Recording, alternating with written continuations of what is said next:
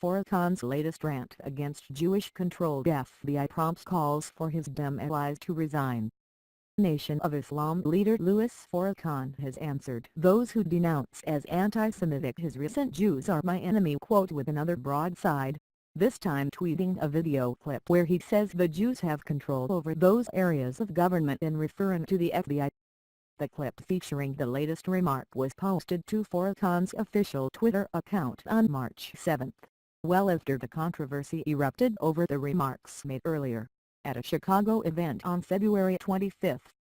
Those comments brought new attention to Farrakhan's links with 7 members of the Congressional Black Congress, as well as 2 Women's March co-president Tamika Mallory, who attended the Farrakhan event, and posted a photo of herself with Farrakhan on her Instagram feed after the speech. The controversy sparked calls by many Republicans for Democrats to vigorously denounce Farrakhan's remarks. Others who quickly condemned Farrakhan's remarks also asked pointed questions on why much of the media was either slow to report the story, or have chosen to ignore it entirely. The Republican Jewish Coalition on Tuesday called on the 7 members of the CDC members to resign. The coalition's director, Matt Brooks, told Fox News the Democratic leaders with ties to Farrakhan have been quick to denounce President Donald Trump and the GOP for remarks or actions that they view as bigoted, but overlook blatant racism and anti-Semitism when it comes to Farrakhan. "There's clearly a double standard," Brooks said, then admitted that to say no, there's a double standard. Not only do you get the progressive left-wing and more centrist Democrats who aren't shy about criticizing President Trump or branding the Republican Party as white nationalists or neo-Nazis, but when it comes to condemning Louis Farrakhan, they're silent. The members called on to resign were the subject of a story in the Daily Caller, which reported the review of videos, photographs and other documents revealed the lawmakers have had ties to Farrakhan. They are Reps. Keith Ellison of Minnesota, Maxine Waters of California, Danny Davis of Illinois, Al Green of Texas, Barbara Lee of California, Andrew Carson of Indiana, and Gregory Meeks of New York. On Thursday, Meeks tweeted Farrakhan's anti-Semitic messages are upsetting and unacceptable. "I always condemn hate speech of any kind.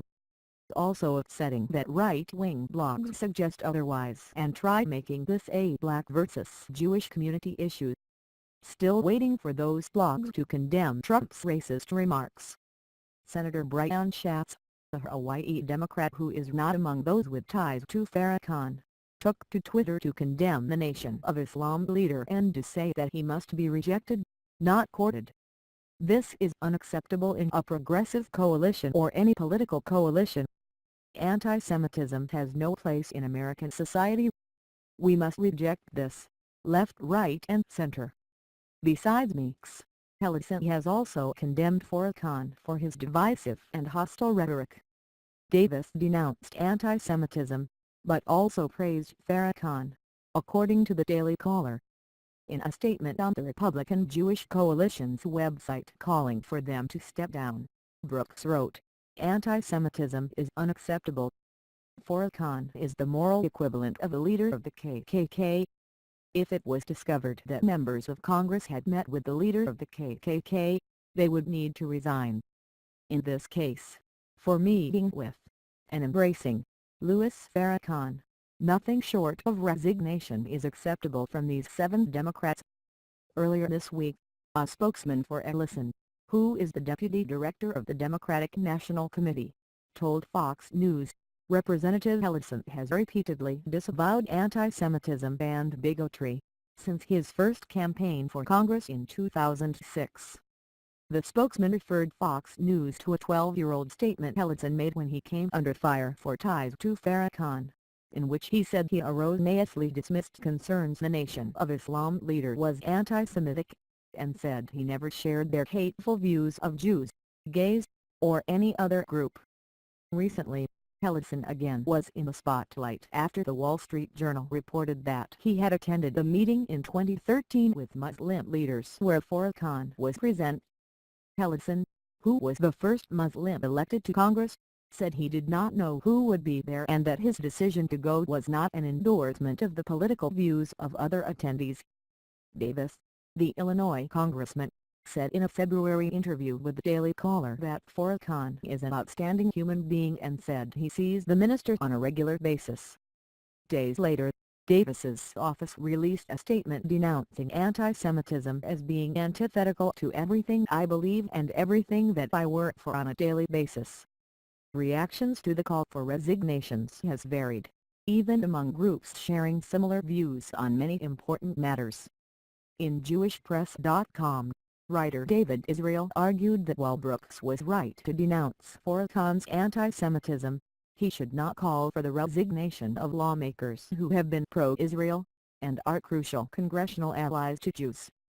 Their Jewish voters and their Jewish colleagues in the Democratic Party are entitled to an explanation about those Farrakhan meetings, Israel wrote in JewishPress.com, but in politics, meeting a man, disturbing and loathsome as he may be, is not the same as endorsing his views. Pro-Israel Democrats have had enough trouble finding allies within the Black Caucus in Congress to face the Palestinian and Bides threats, to name just two. Bides refers to the Palestinian-led boycott, divestment and sanctions campaign that says Israel is responsible for violations of Palestinian rights and international law.